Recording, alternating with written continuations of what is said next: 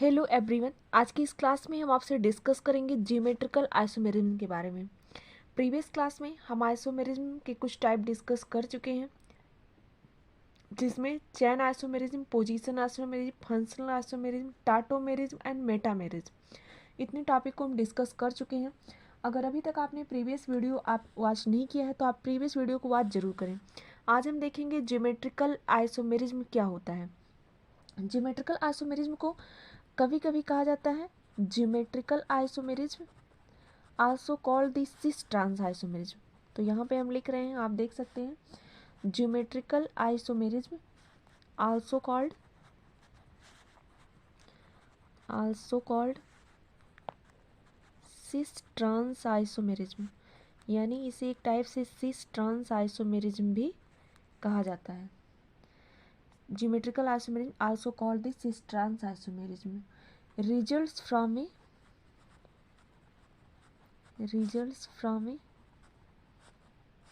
Restriction in rotation. Restriction का मतलब यहाँ पे क्या है, प्रतिरोध या रुकावट से है। Restriction in rotation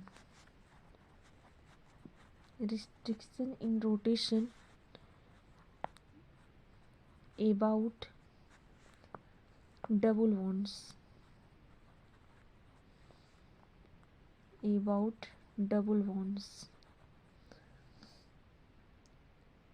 or about double bonds, ORR, about single bonds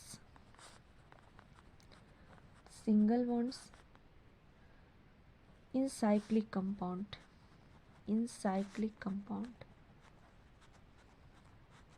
तो ज्योमेट्रिकल आइसोमेरिज्म जो आपका होता है, also called the cis trans isomerism भी इसे कहा जाता है।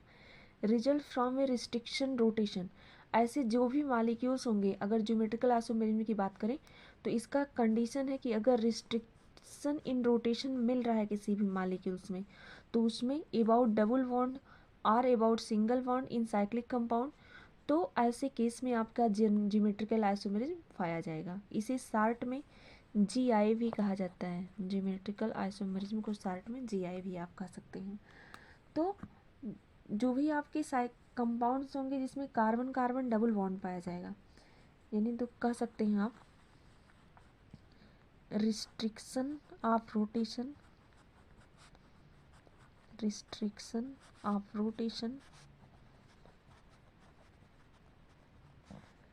About the carbon carbon. आप हमारे साथ 1 बाय 1 करके नोट्स बनाते चलेंगे।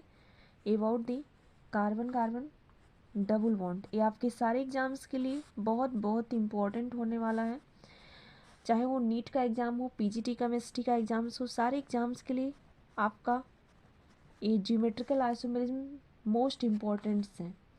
Responsible for the geometrical isomerism in alkene. Geometrical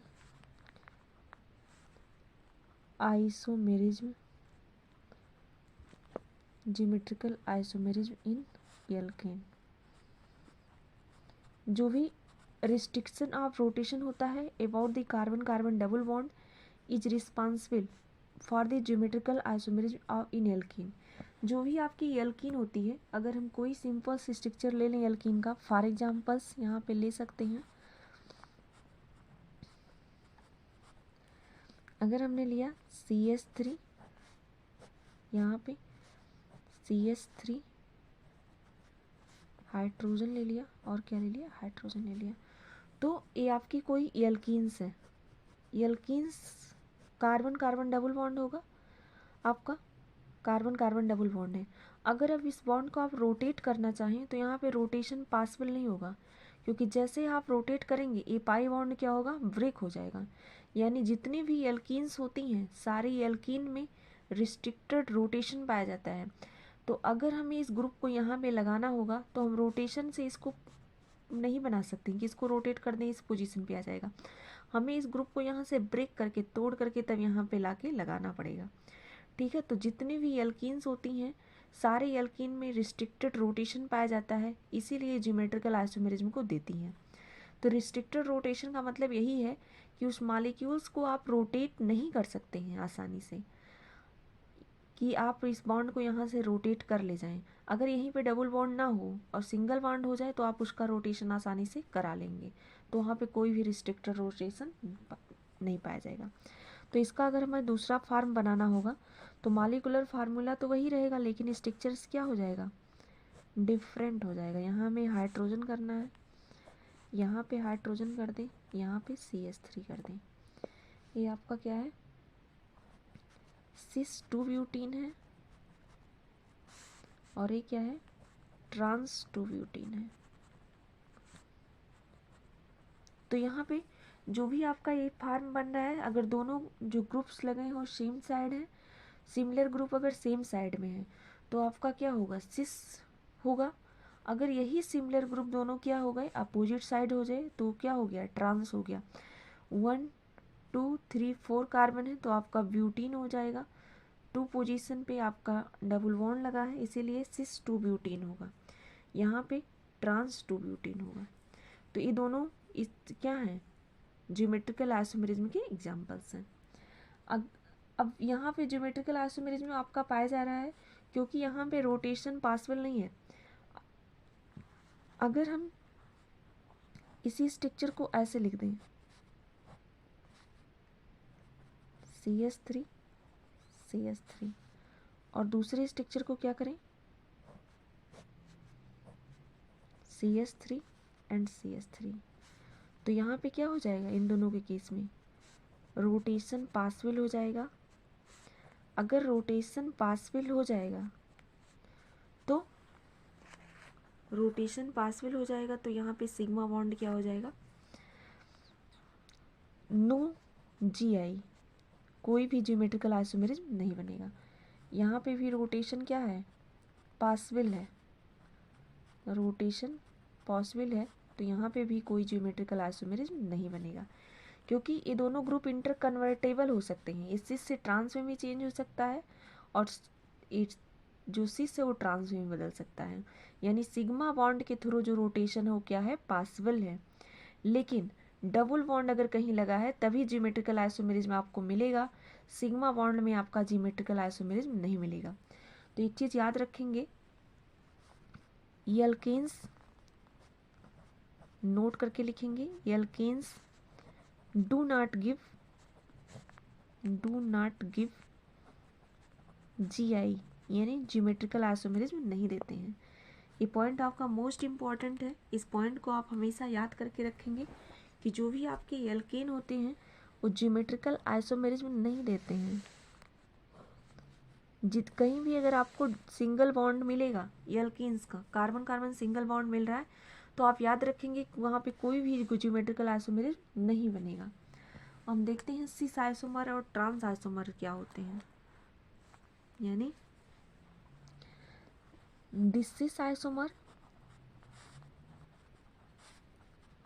this is isomers each one in which two similar groups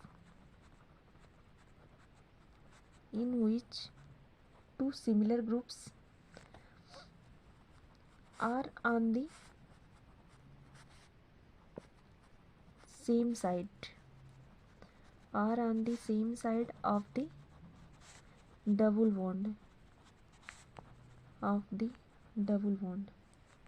अगर जो भी डबल बॉन्ड है आपका, इस डबल बॉन्ड के दोनों सिमिलर ग्रुप है सेम साइड में, एक ही साइड में दोनों सिमिलर ग्रुप जो हैं वो एक ही साइड में है, तो ऐसे आइसोमर को आपका क्या बोलेंगे, सिस आइसोमर बोलेंगे।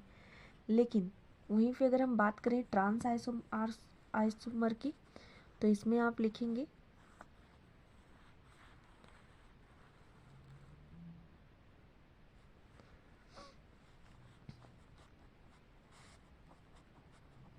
the trans isomer is that in which two similar group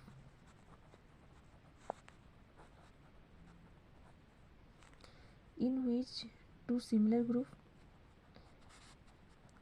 are on the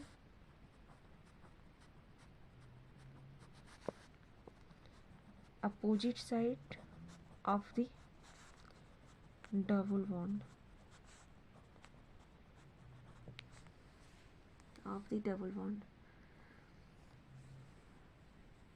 this, इसीलिए आपका जो ऐसा वाला आइसोमेरिज्म है वो क्या कहलाता है, सिस ट्रांस आइसोमेरिज्म कहलाता है।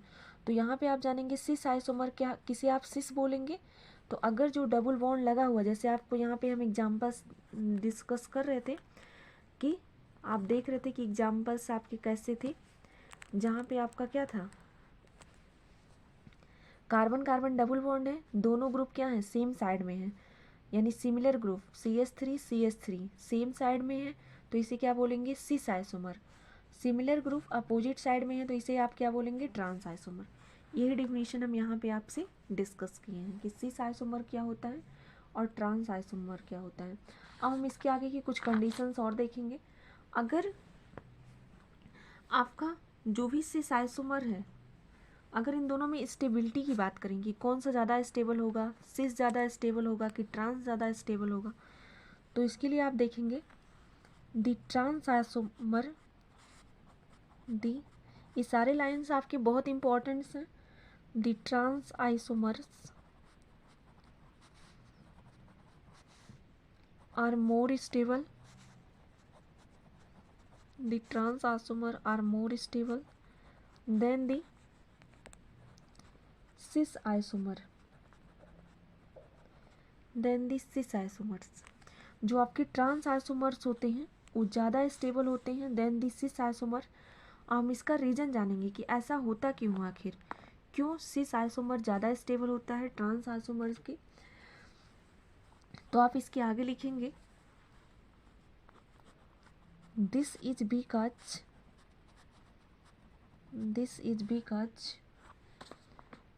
in the cis isomer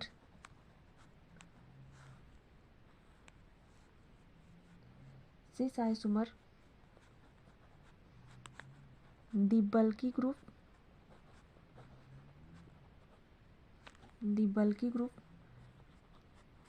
are on the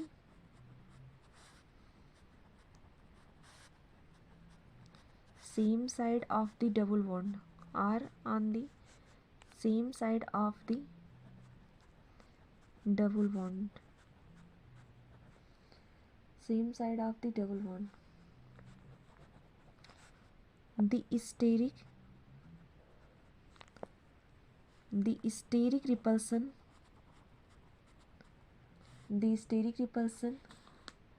of the group, the steric repulsion of the groups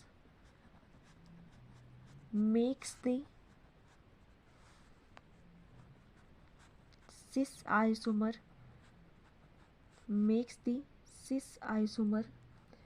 less stable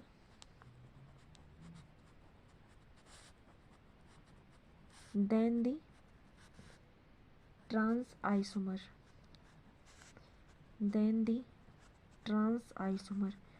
in which the bulky group are far apart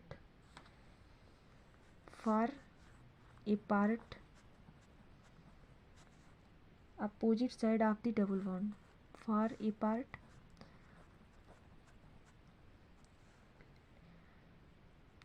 opposite side of the double bond। तो यहाँ पे आपने most important question है ना, the trans isomer are more stable than cis isomer. तो trans isomer जो होगा, यानी आपने देखा ट्रांस आइसोमर जो था जिसमें दोनों जो सिमिलर ग्रुप थे अपोजिट साइड में थे, इसकी स्टेबिलिटी ज़्यादा होती है देन सिस आइसोमर की। This is because in this cis isomer में क्या होता है, द बल्की ग्रुप, दोनों बल्की ग्रुप क्या होते हैं, सेम साइड में होते हैं ऑफ द डबल बॉन्ड के, तो वहाँ पे अगर दोनों ग्रुप्स एक साथ लगे होंगे तो रिपल्सन क्या होगा, ज़्यादा होगा, और स्टेबिलिटी क्या हो जाएगी, कम हो जाएगी। इसीलिए जो सिस आइसोमर होता है उसकी लेस स्टेबल होता है और ट्रांस आइसोमर की स्टेबिलिटी क्या होती है, ज़्यादा होती है। अब हम इसके आगे कुछ और कंडीशन जानेंगे कि कौन कौन सी एल्कीन्स आपका ज्योमेट्रिकल आइसोमेरिज्म दे सकती हैं। तो आपका देखेंगे कि सारी एल्कीन ज्योमेट्रिकल आइसोमेरिज्म दे, ऐसा नेसेसरी कंडीशन नहीं है।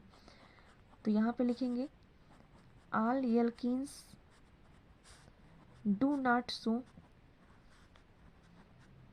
Geometrical isomerism. सारी एल्कीन ज्योमेट्रिकल आइसोमेरिज्म नहीं देंगी।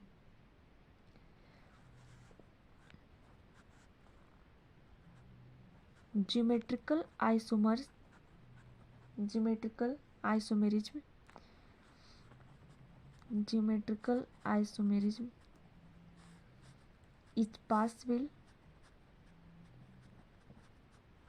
is possible only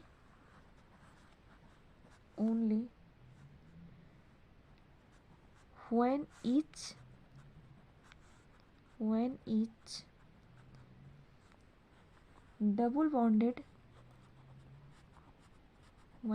double bonded carbon atom is attached to different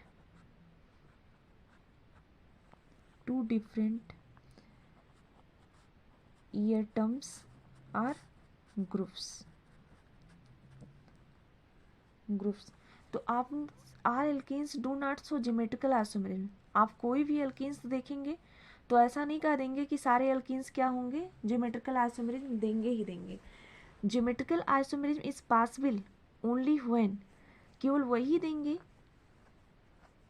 देंगे जिसके पास क्या होगा, ईच डबल बॉन्ड, प्रत्येक डबल बॉन्ड कार्बन एटम के साथ दो डिफरेंट एटम और ग्रुप्स अटैच होंगे। तो इसके लिए हम कुछ एग्जाम्पल्स अभी आपसे डिस्कस कर रहे हैं।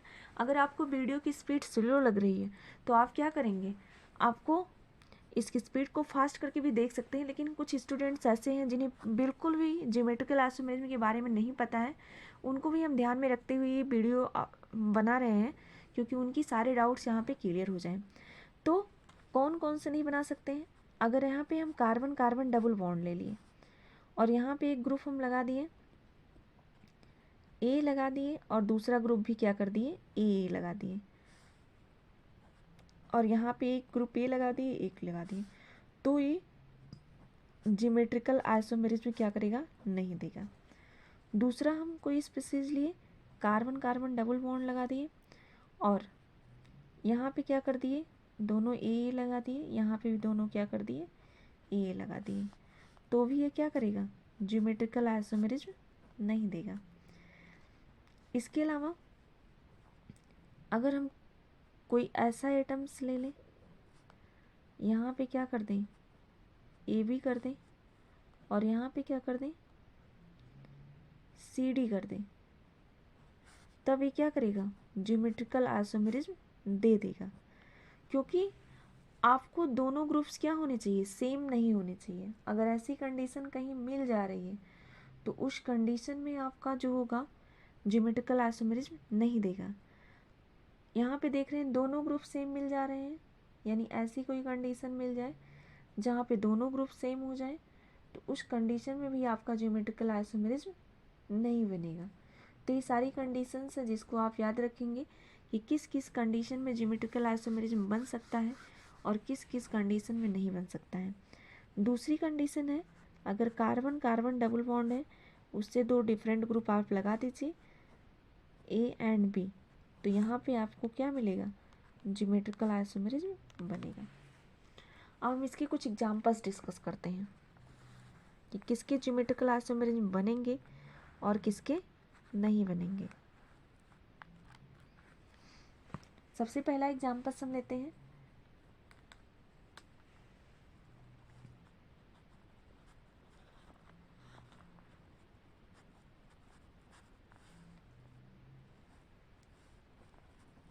प्रोपीन का। प्रोपीन में अगर आप देखेंगे तो प्रोपीन में आप देखेंगे तो कैसे आपका स्ट्रक्चर्स बनेगा प्रोपीन का।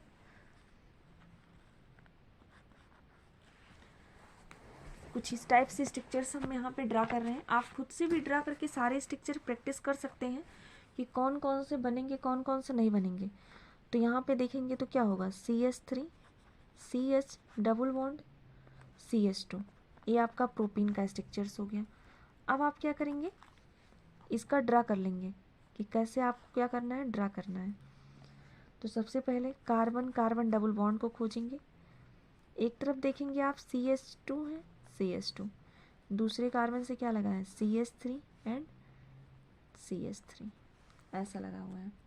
ये आपका प्रोपीन है। तो यहाँ दोनों ग्रुप क्या हो गए, सेम हो गए। तो यहाँ लिखेंगे आप 2 सिमिलर ग्रुप्स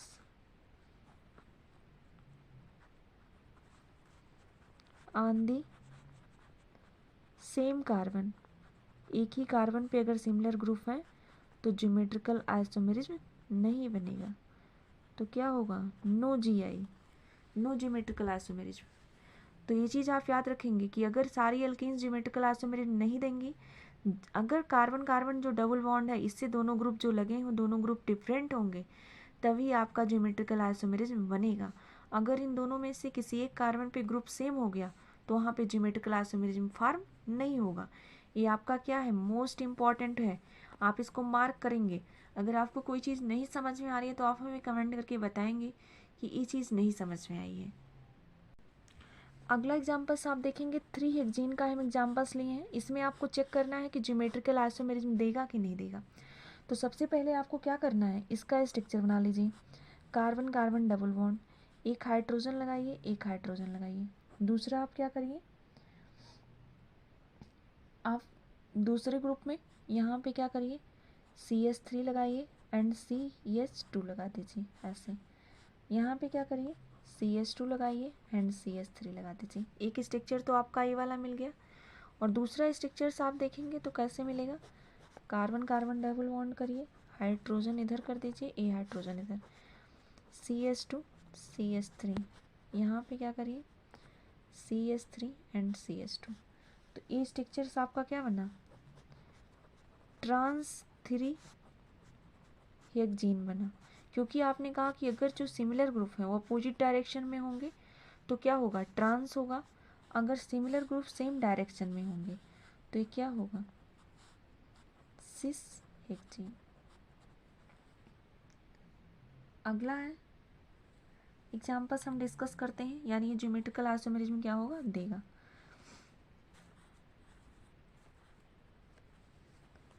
अगला एग्जाम्पल हमारा कुछ इस टाइप से है, butane dioic acid, butane dioic acid, इस टाइप से है। इसमें आप देखेंगे कार्बन कार्बन डबल बॉन्ड है, HO ए है। तो यहाँ पे ए सिमिलर ग्रुप है, ए सिमिलर ग्रुप है, ए सिमिलर ग्रुप है, ए सिमिलर ग्रुप है, दोनों क्या है, एक दूसरे की अपोजिट है। तो इसे क्या बोलेंगे आप, ट्रांस। और अब इसी में क्या करें, एक ऐसा स्ट्रक्चर बना दें जिसमें दोनों ग्रुप को क्या कर दें, सिमिलर कर दें। यानी यहाँ पे COH लगा दिए और यहाँ पे भी COH लगा दिए, यहाँ पे हाइड्रोजन और यहाँ पे भी हाइड्रोजन। अभी इसको same similar group same side में हो गया तो इसे क्या बोलेंगे, सिस फार्म बोलेंगे। और जो इसका सिस फार्म होता है वो क्या होता है, सिस फार्म को आप बोलते हैं मैलेइक एसिड। और ट्रांस फार्म को क्या बोलते हैं, फ्यूमेरिक एसिड। ये आपका क्या हो गया, फ्यूमेरिक एसिड हो गया, ये मैलेइक एसिड हो गया। तो यहाँ पे भी ज्योमेट्रिकल आइसोमेरिज्म बनेंगे। आप जिसका भी आप सिस और ट्रांस बना ले जाइए वो आपके ज्योमेट्रिकल आइसोमेरिज्म देंगे जनरली। दूसरी चीज़ है, आप सबसे पहले क्या चेक करेंगे, कार्बन कार्बन डबल बॉन्ड होना चाहिए। और इस कार्बन कार्बन डबल बॉन्ड से जो दोनों ग्रुप लगे हुए हैं दोनों ग्रुप कभी भी सेम यहाँ पे नहीं होने चाहिए। अगर दोनों किसी एक कार्बन से दोनों ग्रुप सेम हो गए तो ज्योमेट्रिकल आइसोमेरिज्म नहीं देगा, क्योंकि वहाँ पे आप सिस और ट्रांस डिसाइड नहीं कर पाएंगे। तो आप देख रहे थे कि यहाँ पे आइसोमेरिज्म मैलेइक एसिड का अगर बात करें तो मेल्टिंग पॉइंट 288 डिग्री सेल्सियस होता है और फ्यूमेरिक एसिड का मेल्टिंग पॉइंट 130 डिग्री सेल्सियस होता है। तो आप देख रहे हैं कि मात्र स्ट्रक्चर्स के चेंज होने से आपका किस अकॉर्डिंग से चेंज हो जा रहा है। इसके बाद एक लाइन आप यहाँ से और नोट करेंगे कि जो आपका सिस आइसोमर है इसमें, this cis isomer is stronger acid than trans isomers।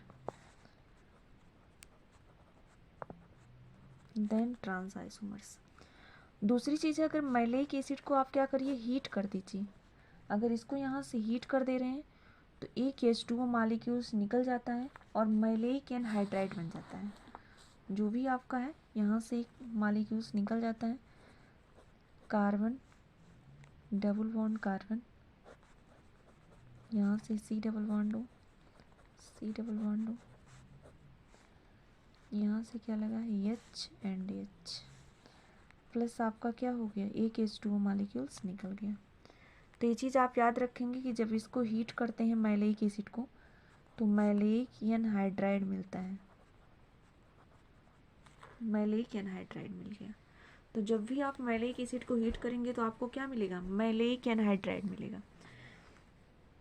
दूसरी चीज़ है कि अब हम देखेंगे इसके आगे ज्योमेट्रिकल आइसोमेरिज्म इन साइक्लिक कंपाउंड।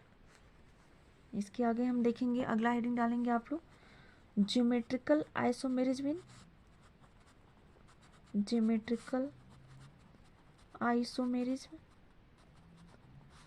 इन साइक्लिक कंपाउंड। यानी जो साइक्लिक कंपाउंड होते हैं कैसे उसमें चेक करेंगे कि ज्योमेट्रिकल आइसोमेरिज्म पाया जाएगा कि नहीं जाएगा। तो सबसे पहले जो हम आगे क्वेश्चन यहाँ पे डिस्कस करें उस क्वेश्चन को आप एक बार देखेंगे सारे क्वेश्चन।